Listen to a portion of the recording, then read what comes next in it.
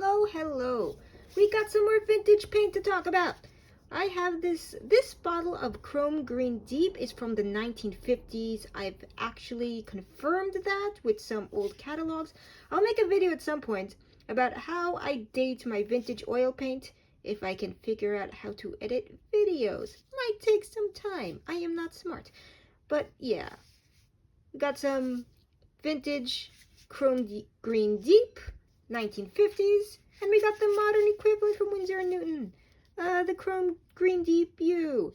I can't figure out why they make a U and not the original anymore. Some paint companies do still make the original Chrome Green Deep, but I didn't get any of them because money. But also kind of, I don't know, didn't really feel like it would work very well.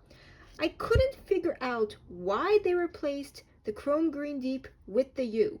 Every Google attempt, Google Sensei failed me. Every Google attempt just brought me to the fact that this no longer has the defects of the original. What those defects are, I don't know. Was it not light fast enough? Was it not tinting enough? I don't know. Nothing will actually give me any information on it. These old bottles did not have any pigment information. They just said made in England. Where it used to be made in England, now the bottles are, I think, made in France. That's probably, yep, made in France. That's another conversation that I don't know how to approach. But anyway, let's do this. I should probably get some titanium white.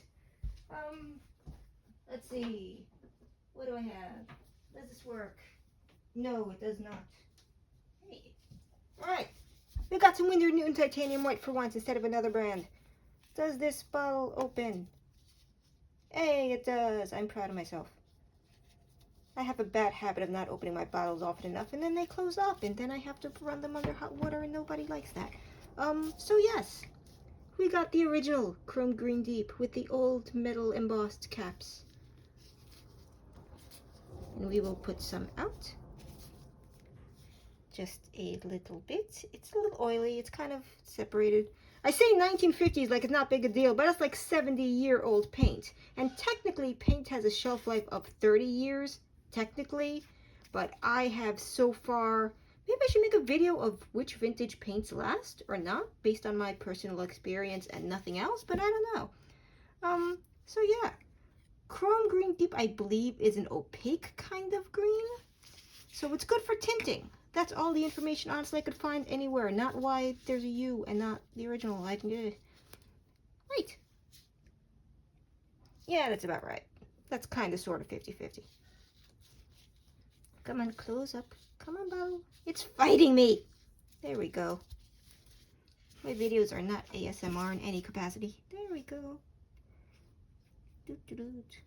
We gotta mix up the red and the green. Gotta mix up the white. There we go. Yeah, that's actually a pretty nice green. I did manage to find a discussion from like 2013, 2012 about a bunch of artists arguing about which greens were great for using on landscapes. And this one came up a lot, so there's that. Google did not help me find any useful information. Let's wipe this off. Get that clean. And now we'll look at the U.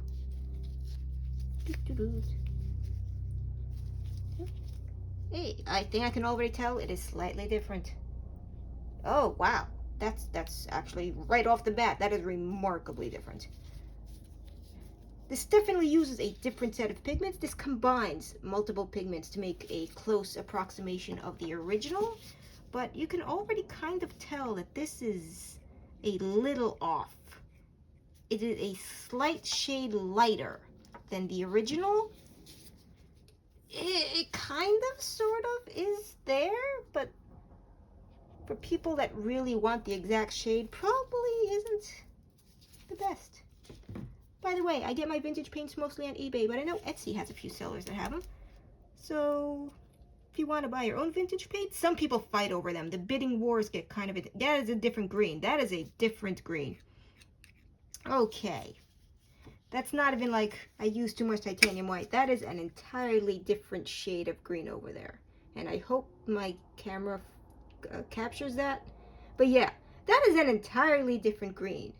I'm I'm curious what happens if I mix it with another color just to make this video last longer. Let's see.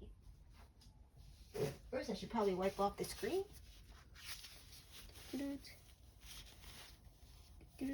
Wiping off the green. Clean. Okay. Let's mix it with something.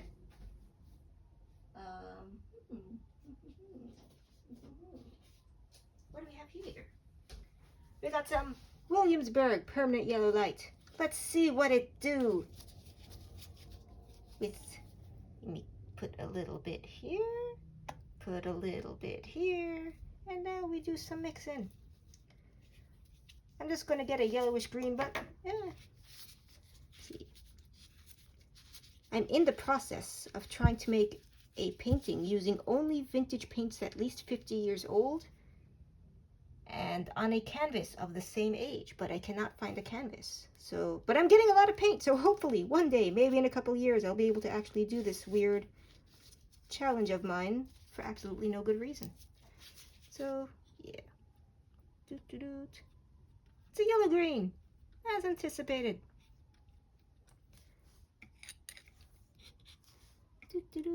Maybe I didn't use enough yellow.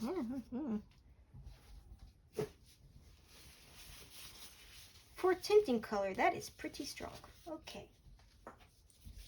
Gonna put that over here. Now let's use the U. There we go. Maybe too much green. I do not know. This bottle, by the way, is like $5 to $10, depending where you get it. So it's not the most expensive color in the world. Okay, that is pretty close. Okay, I'll agree. I'll agree to that. When mixed with yellow, you pretty much get the same color. So, yeah. The original, the U, the modern U, and mixed with yellow. And that one's pretty much exact. So maybe they were thinking more when they were making this how it works when you mix it with other colors more than how it comes straight out of the tube. But yes, little vintage paint comparison. Have a good day, everybody. Have fun. Do some paint.